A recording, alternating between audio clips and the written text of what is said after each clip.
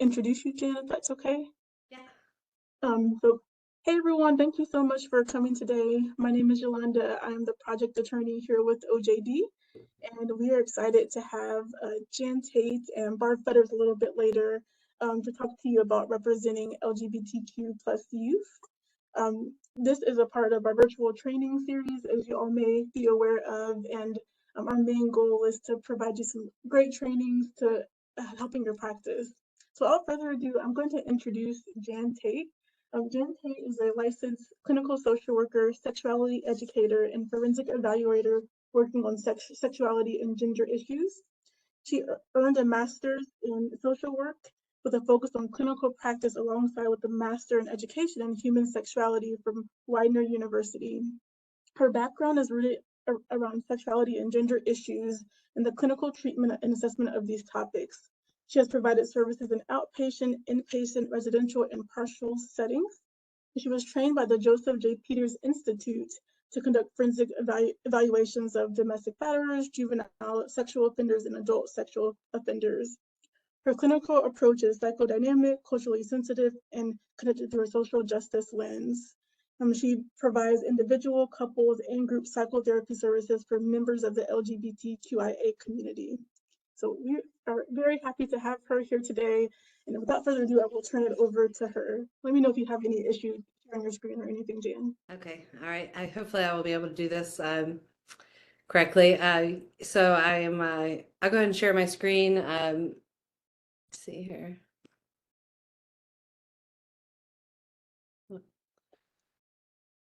Just did this yesterday.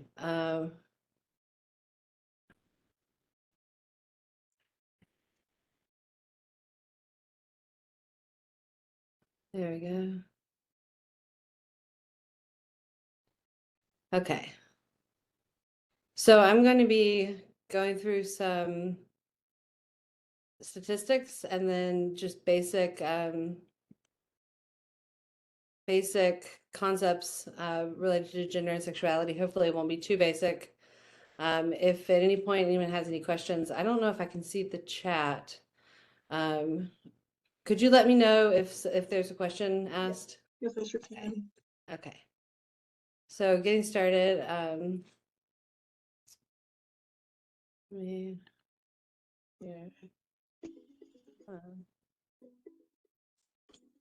There you go. Okay.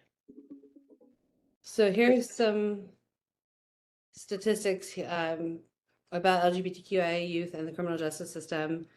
The proportion of incarcerated youth in the juvenile justice system is twice that of compared to general adolescent population, so straight kids.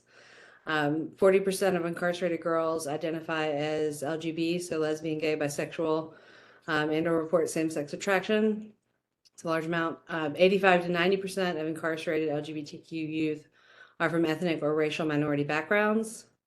And 23% compared to 3% of heterosexual or of LGBTQ youth lived in a group home or a foster home, whereas that 3% of heterosexual cisgender youth lived in a group home or foster home.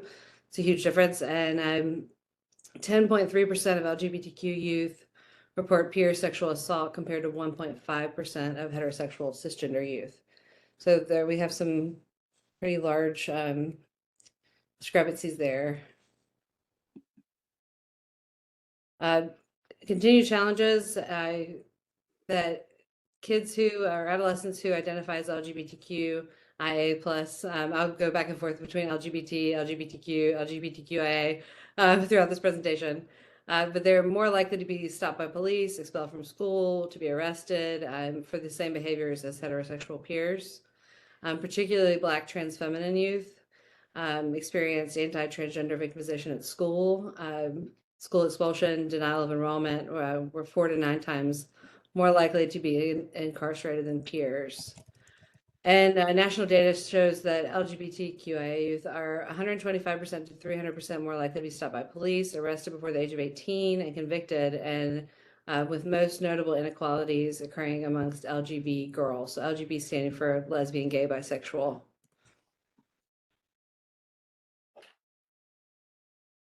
a major component of this is acceptance versus rejection, social acceptance, and particularly familial acceptance. So parents are often upset when their child discloses that they're LGBTQIA, upset is a interesting word. You see a variety of responses from rejection from the home, resulting in homelessness, and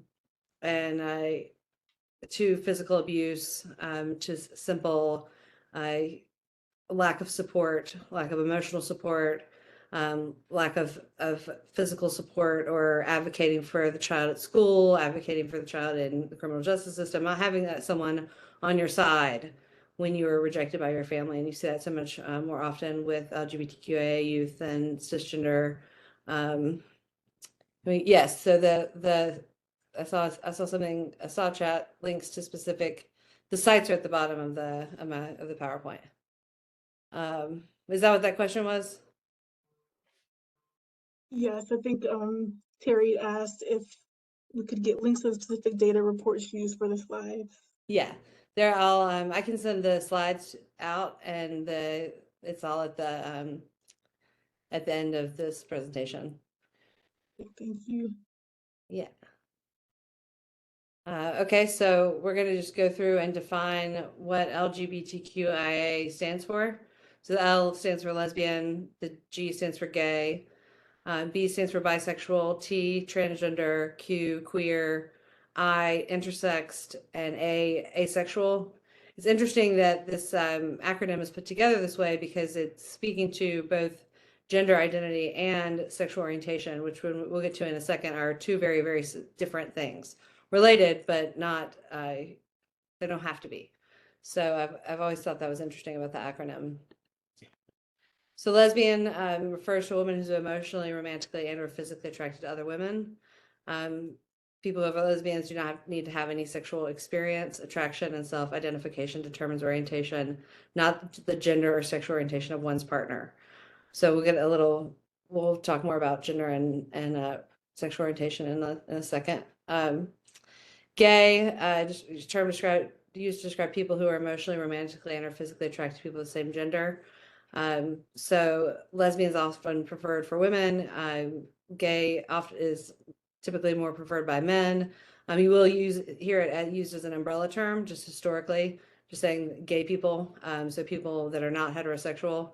But when that's really the like a more of a layman's type of way to describe it. So preferably you would use the term LGBTQIA when describing the entire population, and gay when describing gay men. This goes on to say avoid using gay in a disparaging manner, like that's so gay. I'm sure we hear this all the time with young boys, like no homo. You hear that often, and that's a homophobic comment that can be really, really damaging. So next, bisexual, bi or bi plus. There are people who are attracted to more than one gender. So when we get into gender, we'll kind of, probably should have done gender before I did the sexual definitions, but yeah. So gender similar to one's own or different. And again, people who identify as bisexual, lesbian, gay, don't need to have any sexual experience. It's your identity, not relating to your behaviors. Transgender, shortened to trans, meaning the Latin a different side as, describing a person's gender identity that does not necessarily match their assigned sex at birth. So we'll go further into assigned sex at birth in a second here. But transgender people may decide to alter their bodies or may not. It doesn't matter if you identify as transgender, then you are transgender. It doesn't matter if you have top surgery, if you have bottom surgery, if you're on hormones, if you're not on hormones. Transgender is such a politically charged word right now because of all of the legal issues going on in North Carolina and other states around transgender rights to gender affirming care for juveniles.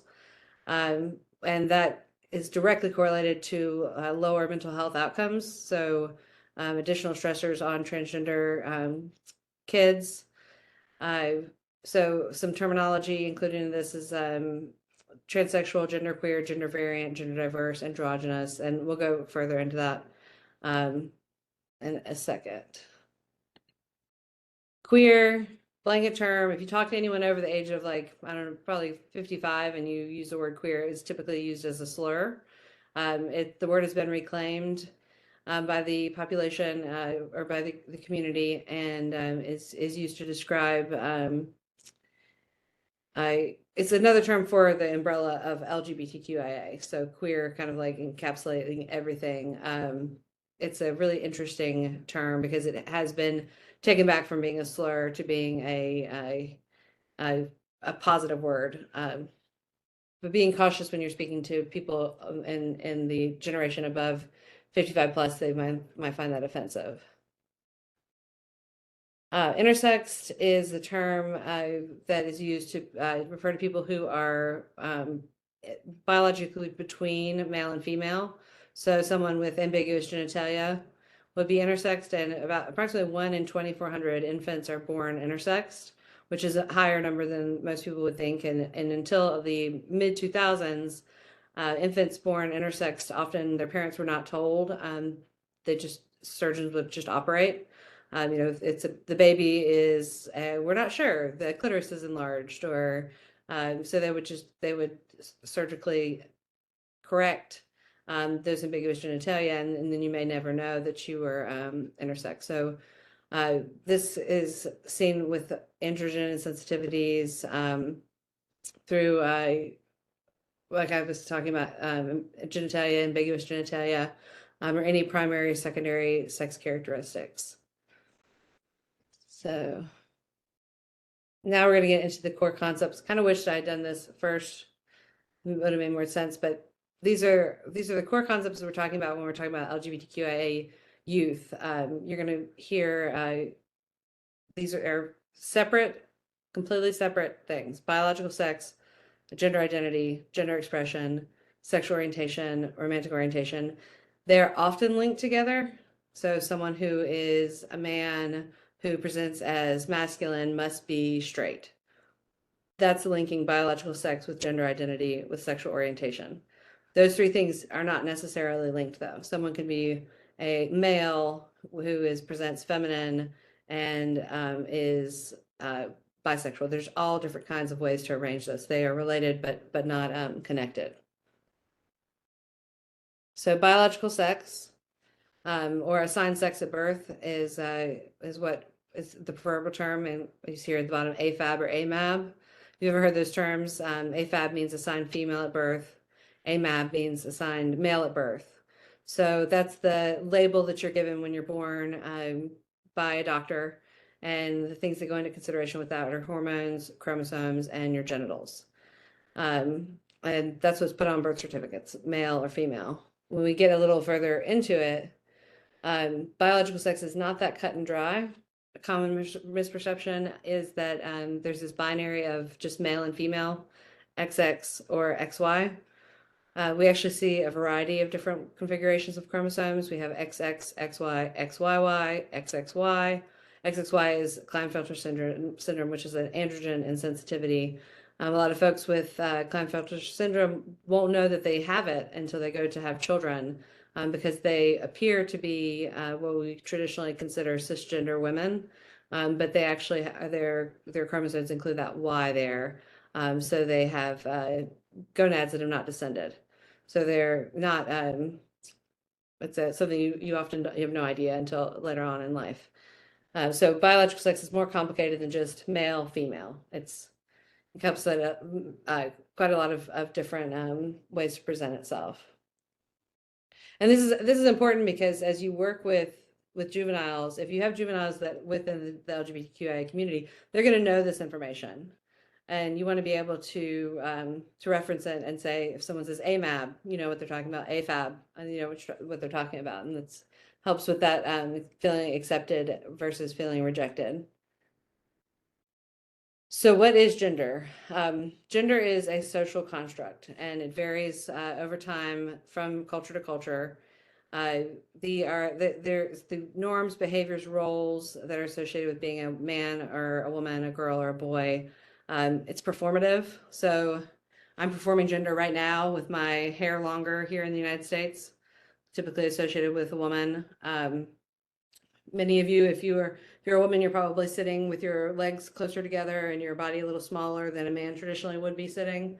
This is learned behavior. It's performative. When men talk, they use bigger hand gestures than women on average, and so it's a social construct. It's not something that's inherent. We learn it. We're socialized to learn our gender. So that is what gender is.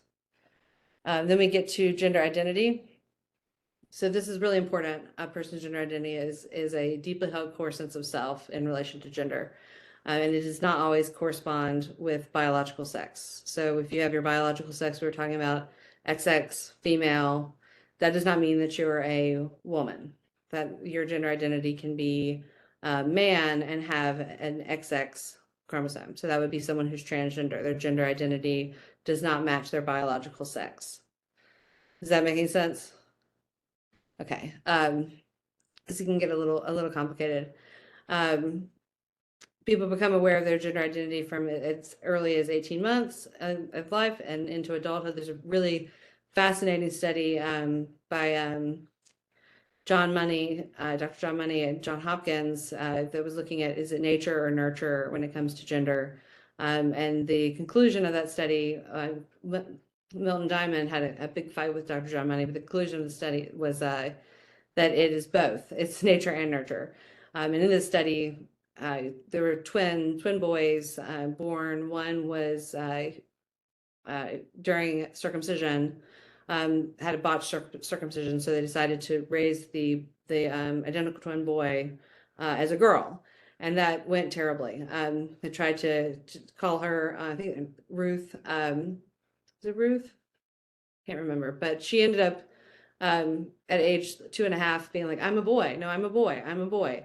And regardless of what the environment was like. So that was a challenge, the idea of just nurture. It's a combination of the two. Average age of self-realization, when looking at children, if they were transgender or non-binary, was 7.9 years old. But the average age they came out and disclosed that information was 15.5 years old. So this reiterates here at the bottom, gender identity is a separate concept from sexuality and gender expression. And gender expression we will get to next. Oh, sorry, gender identity terminology. These are some terms that you may hear. Cisgender, meaning that your gender matches your biological sex. So XY, you're a man. So you're male and you identify as a man. XX, you are female and you identify as a woman. That would be cisgender. Transgender is the opposite. So your biological sex, your gender identity would be, if it's XY, your gender identity would be woman. Another term used, that umbrella term we talked about earlier, queer. So we'll just say, I'm queer as a gender identity. Also using the term gender queer. You may hear young people saying that. Gender fluid, they go back and forth. Non-binary is a really popular term nowadays, meaning that the person does not adhere to this binary idea of there being a man and a woman, but that because it's a social construct, there's a spectrum. So non-binary is stepping outside of that social construct of man and woman. Gender neutral is different than non-binary. So gender neutral is saying that falling in somewhere in between the male and the female, more like androgyny. Gender nonconforming is saying I'm stepping completely outside of this. It's also can be interchanged with non-binary. And then some terms you may hear is F to M, which is female to male. So that's a transgender man, or someone identifying as M to F, meaning that being a transgender woman, so male to female. Am I going too quickly? No? Okay. Gender expression. So we had our biological sex, then we had our gender identity, and now we have our gender expression. And this is the way that we communicate to the world our gender identity. And so it's the gender identity is what you are identifying as deeply held belief. Gender expression is how you're expressing that deeply held identity. And kind of what I was talking about before is how it's learned with the larger hand gestures with men versus smaller with women. So it can be unconscious or conscious, deciding to put a dress on in the morning. If you are XX and you identify as a woman, then your gender expression, you're cisgender, you're putting a skirt on, you're communicating to the world, I am a woman. So going on, most people's understandings of gender expressions relate to masculinity and femininity. We're going to get to there are countless other ways to express one's gender, and it's constantly changing. It's so difficult to keep up with the youth in terms of gender expression and how people are kind of queering gender and playing around with gender.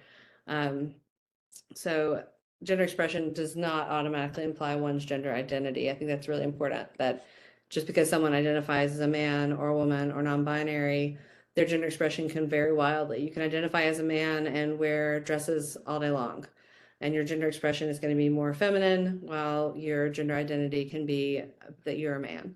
Just because someone looks like a woman doesn't mean that they identify as a woman. Just because someone looks like a man doesn't mean they identify as a man. That's why it's so important to ask, what are your pronouns? Um, okay, so these are some terms we often hear with gender expression terminology: masculine, feminine, transmasculine, transfeminine, butch, femme, demi-boy, demi-girl, hyperfemininity, hypermasculinity. So these are more, and these are really hard to keep up with because they're changing pretty frequently. Does anyone, and I'm sure other people have heard other terms. This list is not in any way, shape, or form like all inclusive of the many, many, many terminologies that people use for gender expression. Okay. The sexual orientation is the sexual attraction toward people or no people, if you're asexual. So while sexual activity involves the choices one makes regarding behavior, one's sexual activity does not define one's sexual orientation, meaning that you can identify as heterosexual and have sexual relations with same-sex peers or same-sex whatever, um, ideally peers, and that doesn't mean that you are not heterosexual. You define what your sexual orientation is. So if someone says to you, "I'm heterosexual," and you say, "Well, don't you have in there it's a girl, don't you have a girlfriend?" That person is completely and fully allowed to say, yes, I do have a girlfriend and I'm heterosexual. That's something we define ourselves. So the behavior does not determine that. Sexual orientation is part of the human condition and all people have one. But typically it's the attraction that it helps determine orientation. So who are you sexually attracted to? So that's that.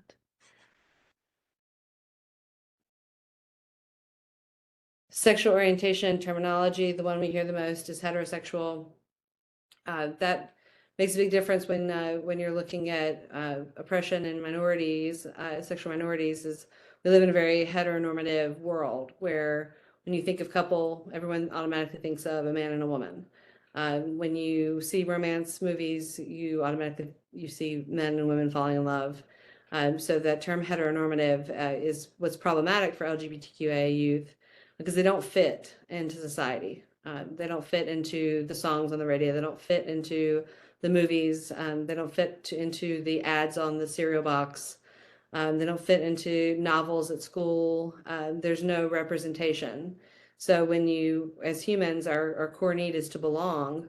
When you don't belong in your society, then you start to believe negative things about yourself, having a negative self-perception, which then feeds into risky behaviors. If you don't feel like you belong, if you don't feel like people care about you, if your family has rejected you, then it's more likely that you're going to engage in risky behavior, substance use, and then therefore get involved in the criminal justice system. That's just one example. So that was kind of on and off, but homosexual, heterosexual, bisexual, pansexual, asexual, gray asexual, heteroflexible, homoflexible, omnisexual, bisexual, meaning we kind of went through that because it's part of the LGBTQIA. But bisexual meaning attracted to a variety of gender identities and expressions. Pansexual and bisexual can be kind of confusing, and also confusing with omnisexual. Pansexual is an attraction to all the spectrum and presentations of gender identity, and but with an acknowledgement of that gender identity, whereas omnisexual is an attraction to all gender identities without acknowledging gender as being important. Asexual meaning not having any sexual attraction. About 1% of the population is asexual, but that's a rough estimate. It's really hard with self-reports. People don't really like to report about their sexual orientation. It's difficult to get clear data on that, but it's definitely more rare. Gray asexual are folks who are romantically have a romantic orientation, but not necessarily a sexual orientation. So we'll get to romantic orientation here in a second. Heteroflexible is an identity that, or a orientation that, meaning that you typically identify as heterosexual, but you would still be open to having sexual relations with someone of the same sex. And the same goes with homoflexible. So typically identifying with heterosexual orientation, so attraction to the opposite sex, but open to experiences with the same sex. Sexual. What else about sexual orientation? I think this is also not all inclusive of all of the different ways that one can orient. And the Alfred Kinsey did a scale of sexual orientation. It's a Kinsey scale. And on this scale, it's a scale 1 to 6. Only about 10% of the population fall on the completely homosexual side. Only about 10% of the population fall on the completely heterosexual side. So research supports that most of us are hetero or homoflexible. So we fall somewhere in the middle rather than just being only exclusively sexually aroused by opposite sex or same sex. So it's much more of a spectrum than a binary. We humans, we like to put things in little boxes and make them very neat and orderly, but that is nature loves diversity, whereas man, we don't like it quite as much. Then romantic orientation. So your romantic identity refers to an individual's pattern of romantic attraction based on a person's gender, regardless of one's sexual orientation. So romantic identities and sexual orientations are not mutually exclusive. So for some people, they're the same. So pansexual and panromantic, while for other people, they may be completely different, such as they're asexual and biromantic. So asexual biromantic meaning they're not interested in engaging in sexual behaviors, but they fall in love with people of the of both gender identities, so male, female, or of with non-binary or gender non-conforming folks. So your romantic orientation is who do you fall in love with? Your sexual orientation is who are you sexually attracted to? Who are you aroused by? And they are not mutually exclusive. So often we think that all these things are tied, that if you're gay, you must be homoromantic, that if you are sexually aroused by, if you're a man sexually aroused by other men, then you must be homoromantic, but that's not necessarily the case. You could be heteroromantic, so falling in love with women, but being sexually attracted and having sex with men. And I went through that quickly, so that gives us time for questions. I wanted to just kind of open the floor up. And then so that's my contact information, and then these are the sites. And I can send these slides out, but let me make y'all big again. How do I do that? There we go. So does anyone have any questions? Any like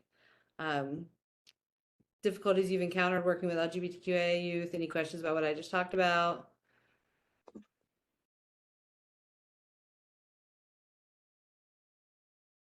How many of you have worked with LGBTQA youth? Does anyone identify as LGBTQ themselves? So we got 3, 4. Yeah, it's helpful to be able to see folks. So it's interesting when you identify with the population and also are working with juveniles. I think there's a benefit to that.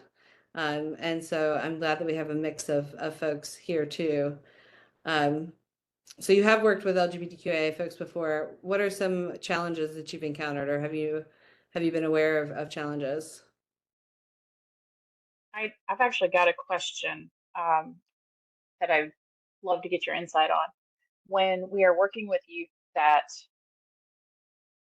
are presenting differently than their assigned biological sex, or what's showing on our paperwork, but they're not necessarily as forward with that information, where, as people working with them in a system that typically feels oppressive to them, how do we find that right balance between um, welcoming them, saying they're accepted, and putting their business out if they're not ready for that business to be out yet? How do we navigate that? That's an excellent question, and I think that the first step of that is to ask, but to ask in the correct setting. Like timing and context matter. So if you're asking in front of a group of people, or perhaps their parents are standing right there, or a probation officer standing right there, pulling the person aside and saying, hey, I see here on your paperwork that you were assigned male at birth. And I also see that you're wearing a dress. Could you let me know what are your pronouns? Then by asking someone's pronouns, you are essentially getting their gender identity. So if they say was she, her, then you know that they're identifying more likely that as a woman. If they say they, them, then you know that they're identifying more as non-binary or gender fluid. And then he, him, you'll know that they're identifying as cisgender, but they're wearing a dress. If it says male on their form. But I think that's such a good question and so important to ask, because that falls right into trans invisibility, which is like when you're trans and no one says anything, but kind of like everyone acts like it's like walking into a room after you've been in a car accident and you're like, I was just in a car accident, and everyone's just like, mm-hmm. It just kind of like ignores the fact because they know that other people are noticing, right? So by not saying anything, it's that invisibility, like, oh, I don't want to, let's not talk about that. It doesn't come from a negative place though. It just comes from a place of not knowing, and not having a safe place to talk about it, which is why I think it's so important. That question is so important. So what I would do is take that person aside as soon as possible and say, hey, I want to know more about your pronouns. What are your pronouns? My pronouns are she, her. What are yours? And I guess like 5 years ago, we were saying preferred pronouns, and that's fallen off. And the correct thing to say now is what are your pronouns? Because it's not necessarily preferred. It's just what are your pronouns? We don't ask cisgender people what are your preferred pronouns. It's just kind of like makes it more inclusive. That's a great. Does that helpful? Great.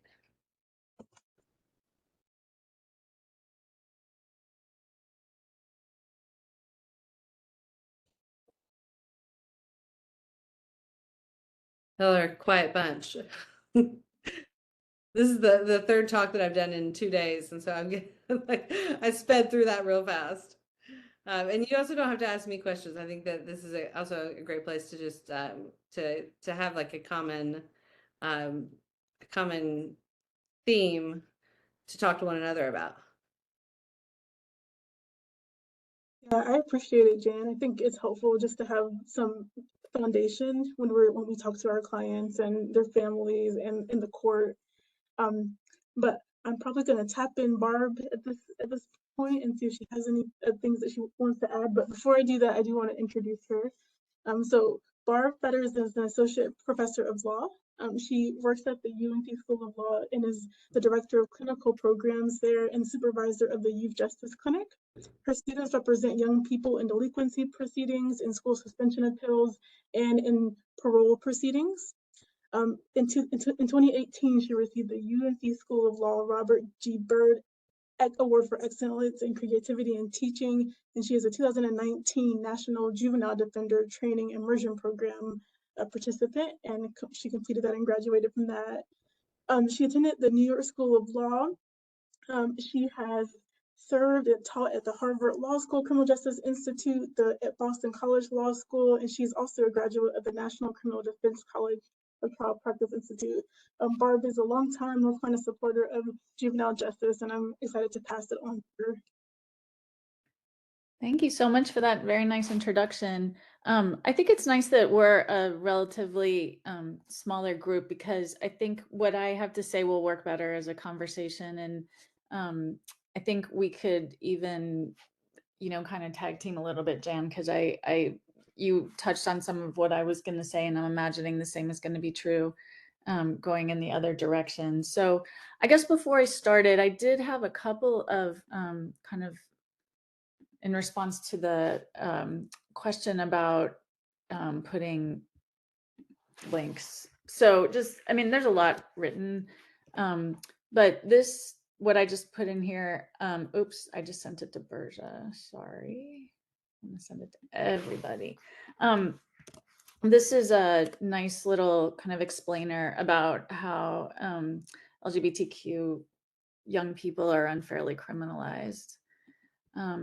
This is something that I actually participated in. This was from 2009, and it was a co-edited publication. And among the co-editors were folks from the National Juvenile Defender Center, now the Galt Center, that was really the first effort at trying to look at how LGBTQ youth were faring in the juvenile delinquency system. The work on the child welfare or family policing system and these young people has been going on for a little bit longer than delinquency work, but this was one of the first well, I think it was the first publication about representation in delinquency court. And you'll see if you look at it, the thinking really has evolved. Like, so what Jan just mentioned about preferred pronouns, I'm pretty sure this publication talks about preferred pronouns. And there's a couple other things that I'll highlight in my remarks that have changed over the years.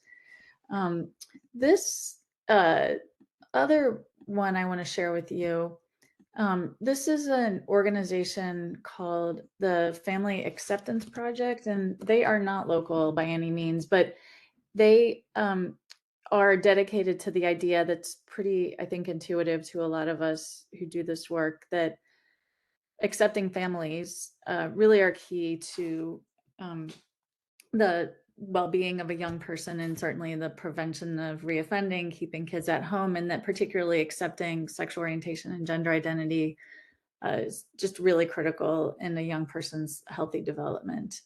And last but not least, there's an organization called Series Policy Research that does lots of publications. They're located in California, and their research is focused mostly there. But the person who runs that is a pretty prominent sociologist who's done some really groundbreaking work on young people in the juvenile system.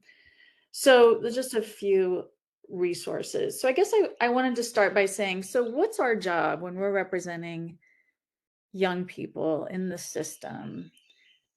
Whose interests are we advancing?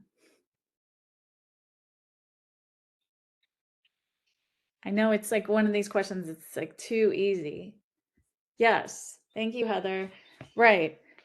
We are advancing the interests that of the child, of the kids, of the clients, as articulated by whom?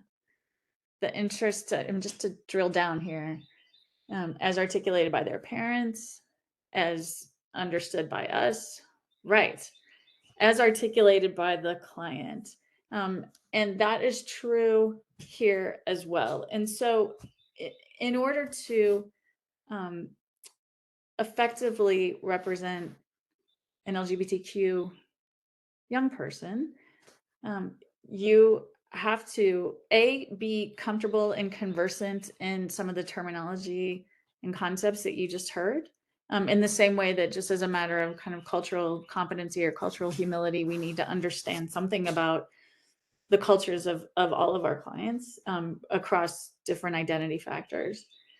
And we owe them the same duties of loyalty, communication, diligence that we owe everybody else.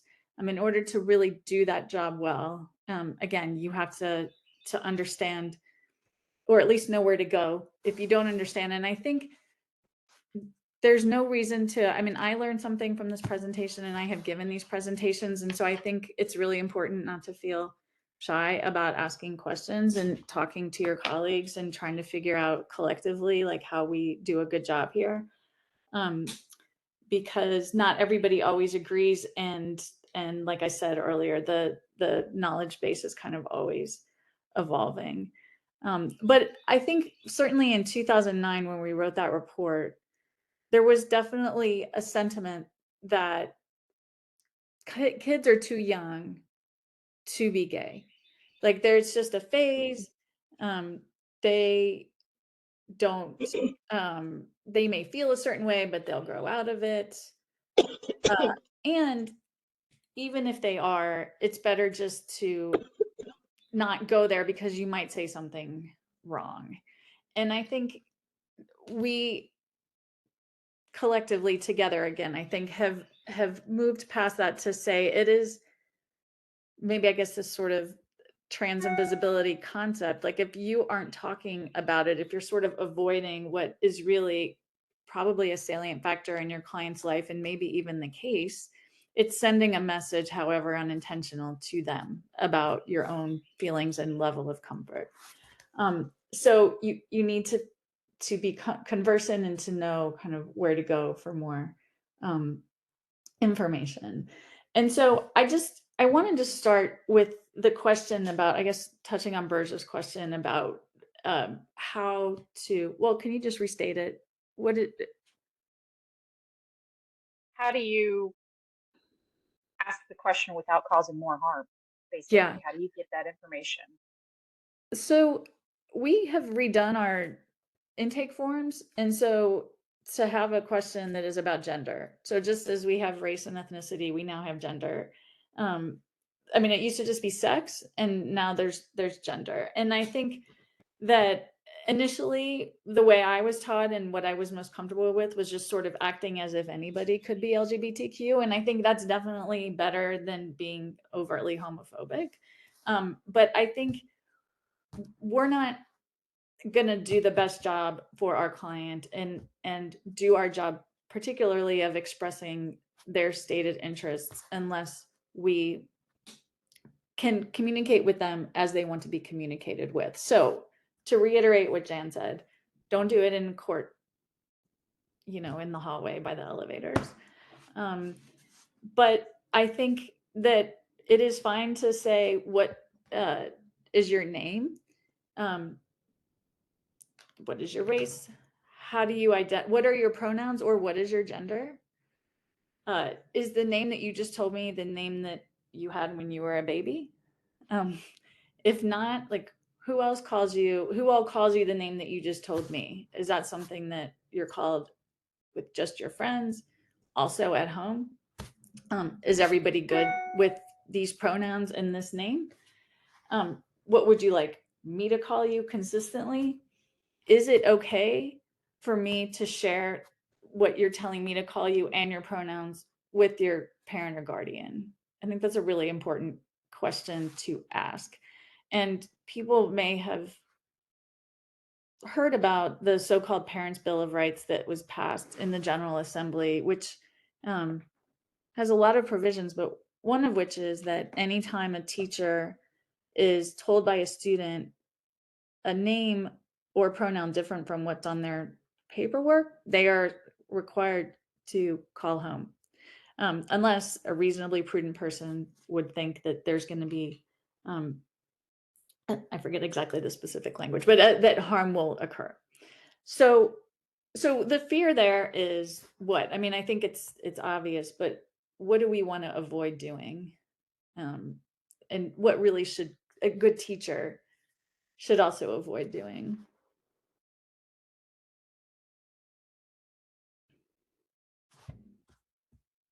Thank you, Eric.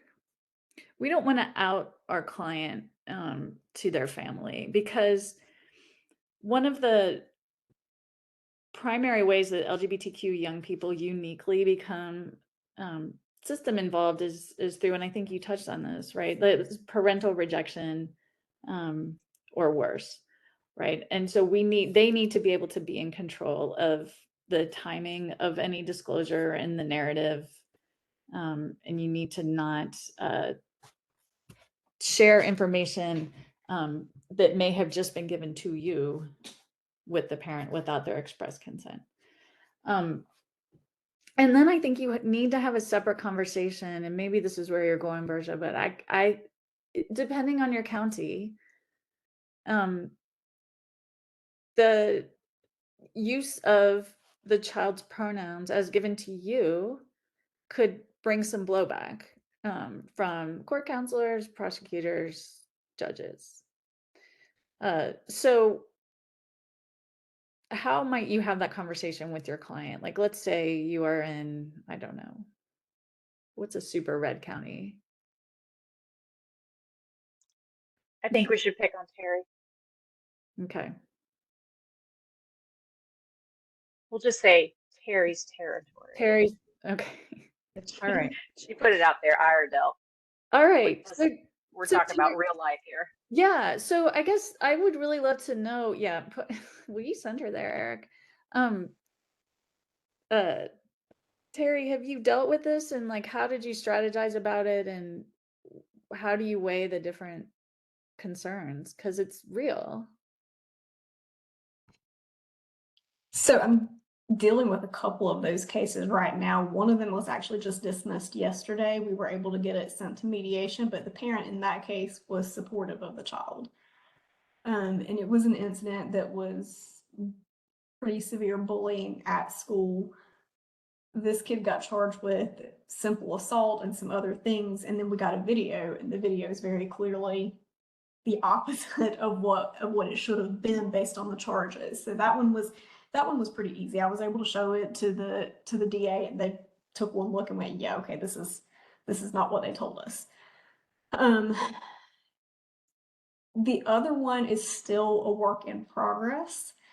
Child identifies as trans, and dad is not even close to supportive. And so I have a lot of different moving parts and pieces going on with that case right now.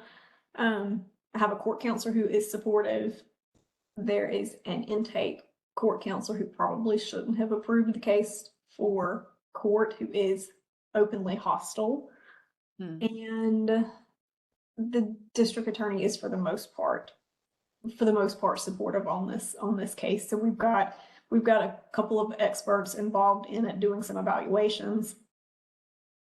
And I'm trying to sort of talk around things since this case is actively going on, but I've actually spent some time talking to a number of individuals, because Department of Social Services was involved and has not appropriately handled the case from their end. There have been placement issues where placement providers have refused to keep the kid because other kids in the home were uncomfortable with the youth's gender identity. Just a host of difficult dealings in this particular case. And in terms of how have I dealt with it, sometimes pretty well, sometimes not so well. I actually had to file a motion to have the social work supervisor removed from the case. Wow. We were ultimately able to get an agreement on that, and the removal was based on the refusal to acknowledge the kid's gender identity. So lots of different things going on in that case. Could you imagine, or I guess anybody, just since, I don't want to inadvertently kind of wade into something that needs to be confidential, but so does your client dress consistently with their gender identity in court? Yes. Okay. So Yes. Could anybody imagine having a conversation about that? So like we all talk to our clients about what they're wearing to court, right? Like maybe sometimes we forget and then we get to court and we're like, oh no. And so like what is driving those conversations when you tell, like, or what do people say to their cisgender kids about how to dress? I try to be careful about conversations with kids about how they dress in general, just because, I used to make the mistake of telling kids wear your Sunday best, and Sunday best for one kid was not the same as for another kid. So I'm careful about that. I don't generally tell them how to dress in the courtroom. They know whenever they're walking into our specific courtroom, they're going to be looked at. I mean, they just, you can see it all over their faces, and they'll tell you whenever you're meeting in office that they understand that it's going to be viewed a little differently. I ask some of the kids, do they have a preference for how I address them in court that is the same or different from how I address them in my office? Because some kids don't want you putting all of their information out there in a public courtroom if the courtroom happens to not be closed or the parent doesn't necessarily know. The particular kid that I'm working with right now, there's been so many issues. I ask him every single court date, tell me what pronouns and tell me what preferred name every single court date. And he knows why I'm doing it. I do it every single court date because there have been professional players in that case who have reported to me, this is changing. And we've had that discussion, and I've told him, I'm going to ask you this every single time because these people are telling me this. Yeah, I think that's great. And I think just like we enlist our clients all the time in our strategies for court and our theory of the case, I think here too, I think that's right. And I think it's consistent with our counseling duty to say, okay, based on my experience in this court, I think that there may be some, nasty looks or even comments. But as a matter of client autonomy, what are you going to do? Like they should do their thing, right? And I think you do more violence, psychological violence, and hurt the attorney-client relationship more by having an argument with them about it, right? Than just by kind of, all right, so this is what we're going to do, and I'm going to fight for you, and I'm going to insist that the people call you what you're telling me you are, right? And not in your case, like I don't know that everybody would necessarily need to check in every time, like what am I calling you today? But since you've identified it as a thing that's changing, but otherwise I think it is like their call just like anything else. And I think as long as they understand, I do think you owe it to them to explain your own like perspective based on your experience in the court about what reactions might be and how it might not ultimately advance their interest, but it's totally their call. And I think they're probably navigating those issues all the time, certainly in school. Anybody else have similar kind of thought process around that or something different? I am more likely to address choice of clothing with a kid if there's allegations of gang involvement than gender identity issues because, honestly, even though I know it's an issue in my county, to be perfectly blunt and honest, the kids who are coming in and being charged will tell you they know it's an issue too. And they're getting picked on in school. They're having issues in the community. So they know whenever they come into the courtroom, there's an expectation that they're going to be looked at. I would say even in Mecklenburg, which is pretty liberal compared to most places, I would say our judges are relatively good with these kinds of things, but it's the other staff in the courtroom that we have the biggest issues with. But I have found if my client has given me permission to share their pronouns, if it's different than what's on their paperwork and stuff, and share their name, I find it's always best to just have everyone approach before the child or family comes in to every single time to remind them what their pronouns are, what their name is that they go by. We have, again, less conservative judges who are generally gonna just go with our lead and with the child's lead on that. I would say court counselors and things like that are what we have the biggest issue with. But by just addressing it before the child even gets in there, coming up just makes it known, and then makes the judge, I think, more likely to remind court counselors if they're not doing, calling them by the name that they go by. I have not done this. I haven't needed to, but the GALT training that I talked about, in some states they make motions to actually have the name changed on the paperwork and in the file for just like an actual written motion for that, which they found are pretty successful in more conservative places. I think just having that written motion that has the research and all those things and stuff to get that changed within the file, I think is also something that is something worth trying if you're having issues with that. Thank you. And I mean, Terry also mentioned experts in research, and there is plenty about how bad it is for LGBTQ people to young people to not be able to self-define. So yeah, I guess I wanted to talk about kind of three main other things in addition to the name question. Well, really sort of with names, if you find yourself, despite your efforts, struggling around the pronoun conversation or question, I think increasingly they and them is just used a lot. And so to me, that's better than assuming that's better than an assumption, he or she. I think you should ask. I definitely think you should, but I think in a pinch, that's like assuming, like I said in the beginning, like acting as if anybody could be is a more inclusive way to practice than being bound by kind of traditional binaristic definitions of sex and gender. I don't know if you agree with that, Jan, or not. Absolutely. I think that applies to anyone. Yeah. I think it's like it's important to practice that, because I know that can be really tricky for folks to get used to using they and them. So what I tell people, I have 3 dogs and 2 cats and 3 tortoises, and they all use they them pronouns. And if I make a mistake, they don't care. So practicing with your animals using they them pronouns, it's a really helpful way to do that. And then you get used to saying, you know, Moxie, they're over there, and you don't have to worry that you're going to mess up when in the heat of the moment.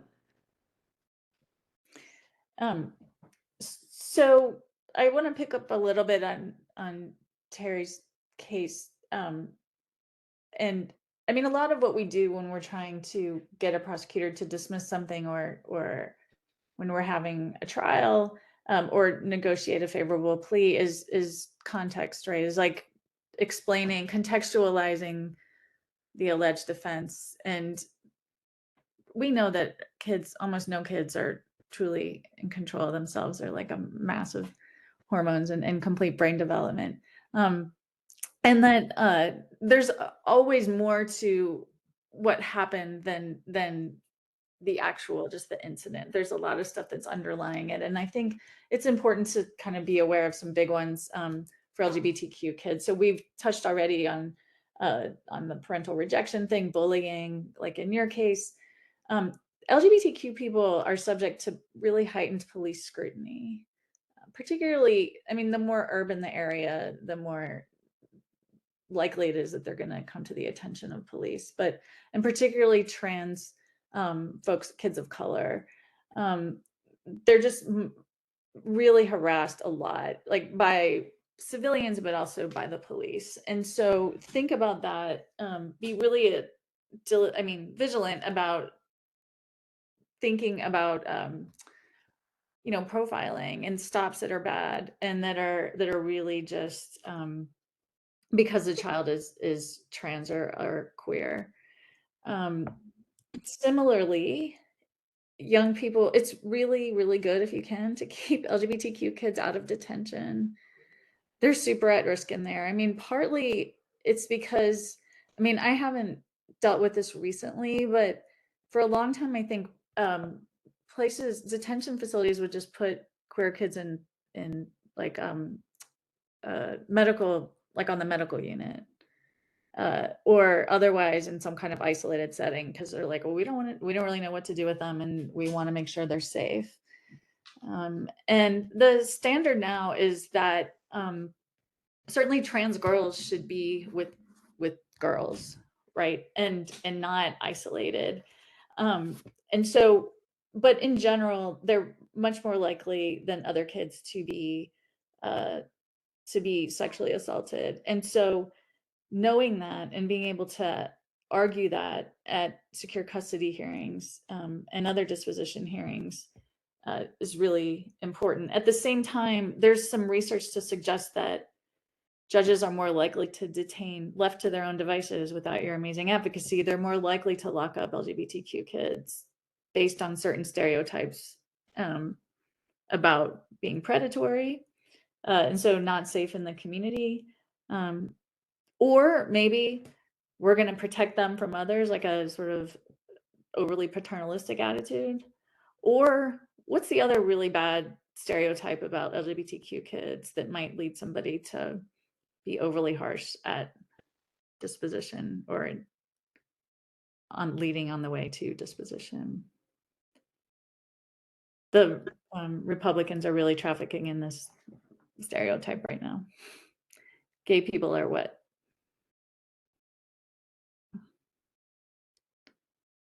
Like sex offenders, right? I mean, that is a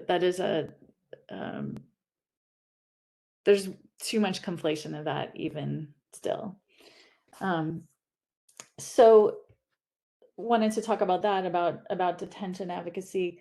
And then last, I mean, just to Jan's point about timing and context, what are some things you can do to demonstrate to your client that you are a safe person to talk to? And back to Burge's point, to sort of get information without doing harm. Like, how can you signal that you are someone that's trustworthy? These are really basic things, but I think they're worth spending a little bit of time on.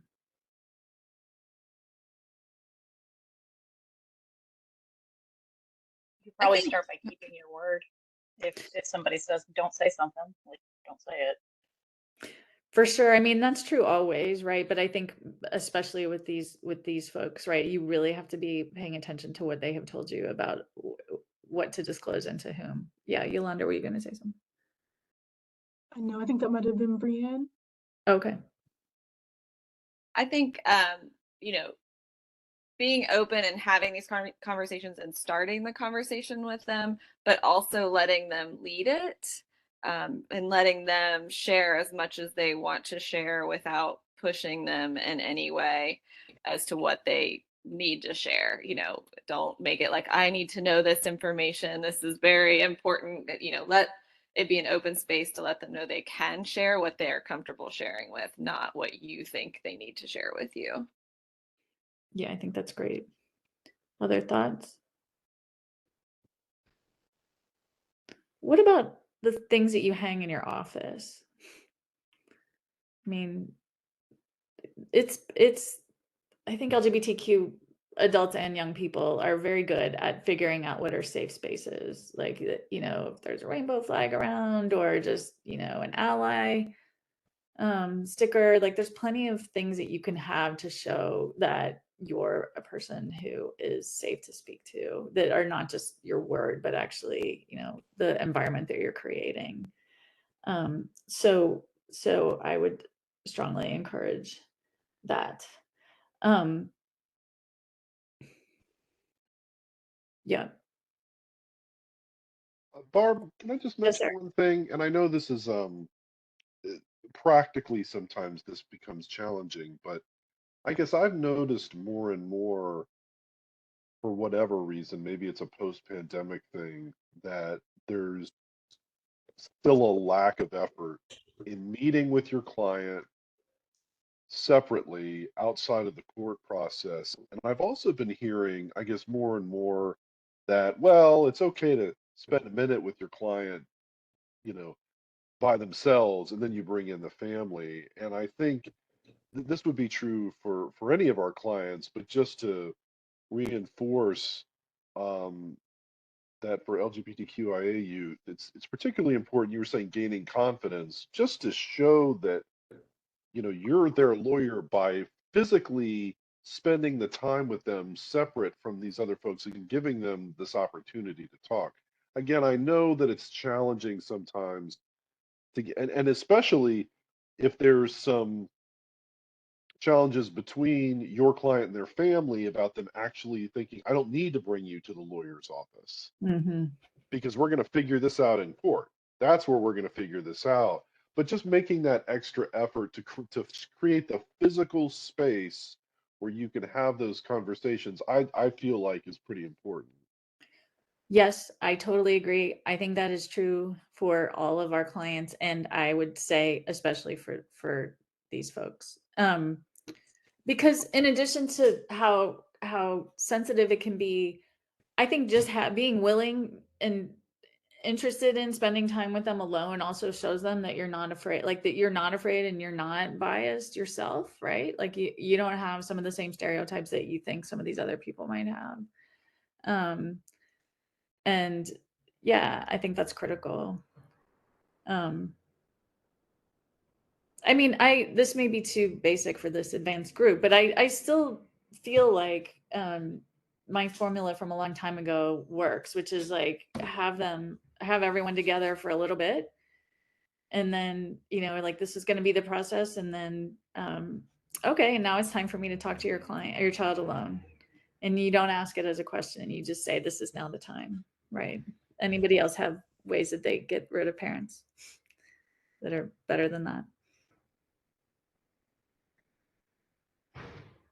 I mean, it's students and new lawyers, I think, feel really uncomfortable. It feels very rude. And I think it's worth just owning that. But I do agree it's really important.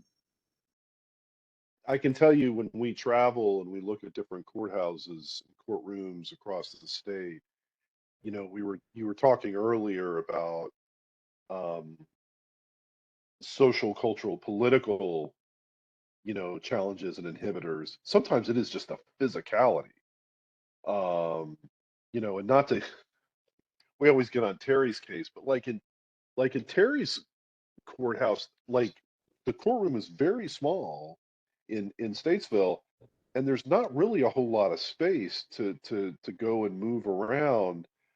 But and I think everybody on this call knows this, but it's really key if you didn't get that meeting alone to figure out where that spot is, identify it and let everybody else know in the stakeholders. I mean, we have an absolute duty of confidentiality to our clients. This isn't something we've made up. I mean, this is my license we're talking about, and just to reiterate, I mean, I think what's interesting about this conversation is, we're all kind of making sure we are on the basics, but I mean, I think that's an important one, and it's difficult, it's challenging in different places.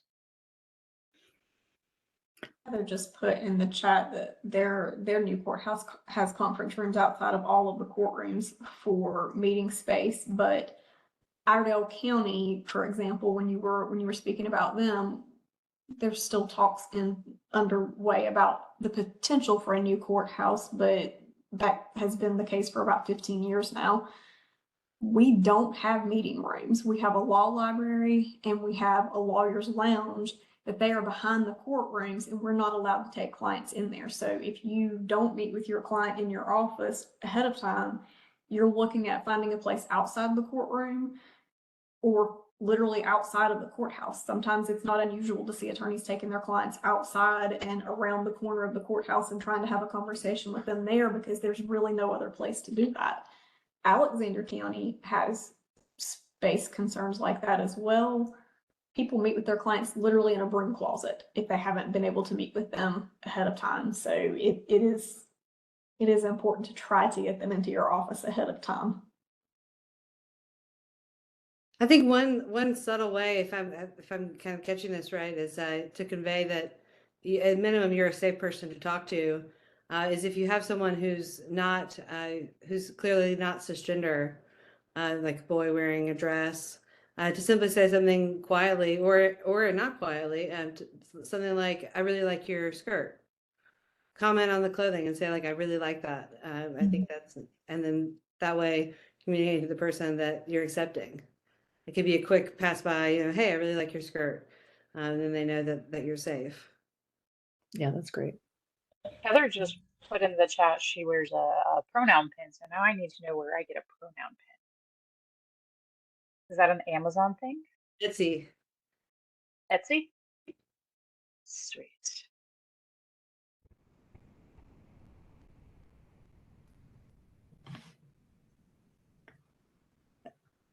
Yeah, that's great. Wait, where is Heather located? The new courthouse in the Permanent Building. Concord. Cabarrus County, yeah. Got it. Yeah, she said she could send some links. That'd be great. Yeah, that's because that kind of brings together what you were talking about. Like, I don't have an office space of my own that I can bring clients to. So if I'm meeting with them, I will. We do have rooms that are, available. It's not always the best. The family's there. I can use the public defender's office to meet with them. So I have spaces, but they're not my own.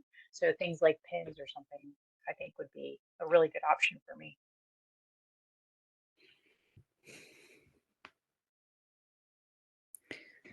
This is a happy story. So my 11-year-old, there's a new child who came to their school, and she asked him his pronouns, and he said the usual ones, and she said, okay, I'll call you they, them.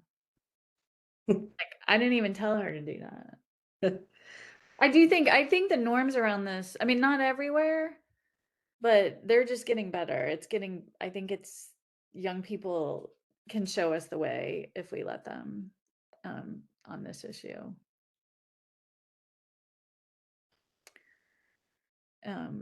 Yeah, so I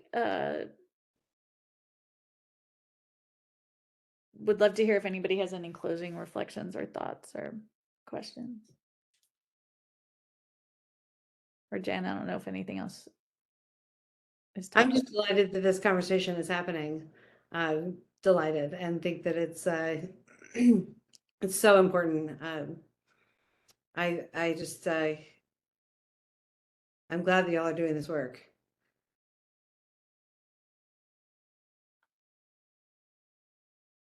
I was just wanted to go back to Barbara when you were talking about the detention, especially of our trans youth.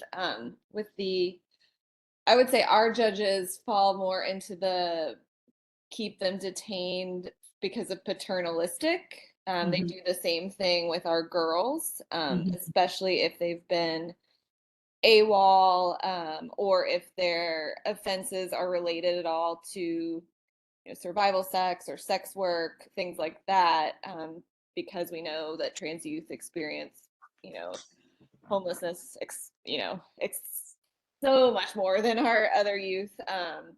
And so I guess that's what we find both with our girls and with our trans youth is that they're keeping them detained for their own protection. And so I guess, our arguments sometimes fall short of, well, like it's detention's bad for them, and they're like, well, being out on the street and doing sex work or survival sex is bad for them, and so which I don't necessarily always agree with, but I guess that's where we run into those issues a lot, again, both with our trans youth and our female youth, and so it's also the argument of they keep them secluded. Well, all of our kids are currently being detained basically 23 hours a day in isolation. So that's not even any different than all of our kids. But I just kind of wanted to see if anyone had thoughts on that and how they deal with that. We also don't have, honestly, in Mecklenburg County, I haven't had a trans youth in quite a while and stuff. I don't think they're targeted as much as far as law enforcement goes and getting to that point of getting to detention. I think that a lot of that stuff gets diverted before it gets to us here because everyone's shooting each other here and stuff. So they have higher felonies they're worrying about here. I mean, I think I'm glad you brought that up because I guess there's an issue about like if our clients get detained always, like we should do detention advocacy while they're there, like make sure they have what they need. And particularly like with trans youth, or I guess especially transitioning youth, like there could be medications that they're in the middle of that they need to make sure they have access to. And I think continuing to advocate for them in terms of placement, bathroom stuff, clothing stuff is all really, to the extent you can do it, I think really critical. I want to just say a couple quick things about this that I think there's two misperceptions going on. One is that the bench feels like they have an absolute authority to place kids in detention if they think it's going to keep them safe. I don't recall seeing that in 1903 or 1906. Yeah. But on top of that, and I hate to use this as a defense, but it's true. Detention right now is very unsafe. There are many articles out there, and you could even get people to testify about the lack of staff and resources that are in the detention centers that's really causing potentially more harm to these youth. Barb, you just mentioned the medication. I mean, who knows if they're going through the steps to find out exactly what these youth need, what particular youth need in these situations. And I mean, you don't want to like necessarily throw DJJ under the bus all the time, but it's like, and because it's not their fault, it's the legislature's fault. Yes, I said that. But I mean, I think that's the argument we got to start to use is that this is not a safe place for them, and you shouldn't think about it as such, and especially for youth in this community. Yeah, well, maybe I think 215, right? Is when okay, but I guess really quickly, Heather, do you want to just tell us what you said and like was it specifically an LGBTQ client? No, this was just one of my kids that was really like freaking out and suffering from being stuck in the house for as long as he was. And like he had some time in YDC. We got him on EM and the case was just dragging on because he needed to be evaluated. And the judge was actually receptive to the fact that keeping him in the home that long every day was actually causing detriment to the case. Although it turns out he doesn't have capacity to proceed. So now I'm in limbo with my DA deciding to dismiss it, even though I'm like, we can't proceed, but go on. But I think our judges are a little more in tuned. I don't know if they're getting more at judges school and stuff about like mental health impacts just on the community at wide, but they seem more willing to listen to that. And definitely if you had an LGBTQ kid, that was going to be an extra layer too. I mean, I think that really would add to it. Mm-hmm. Yep. Couple of other things just before you go, some things that were helpful to me. I've used or contacted Lambda Legal recently for my case, and I put some links in the chat for this. Department of Social Services actually has a policy manual that they are supposed to follow for LGBTQ youth. That doesn't mean that they're following it, but they actually do have a policy manual. So I put the link for that in the chat along with some information that Lambda Legal sent me. So if you do have issues, you could contact Lambda Legal for some additional help. Terry, in your case, were you able to find like placement alternatives that were more friendly for the kid? No, that's part of what we're struggling with is that the child has diagnosed mental health issues, low IQ, and Department of Social Services dropped the ball on many fronts without going into too many details, them providing certain information that they probably shouldn't have to providers, and therapeutic foster homes disrupted placements that had on the front end said, we'll take this kid. So there's now a different county DSS agency involved, and they're actually making some inroads, and they have a placement right now. It's temporary, but it's better than what we've had.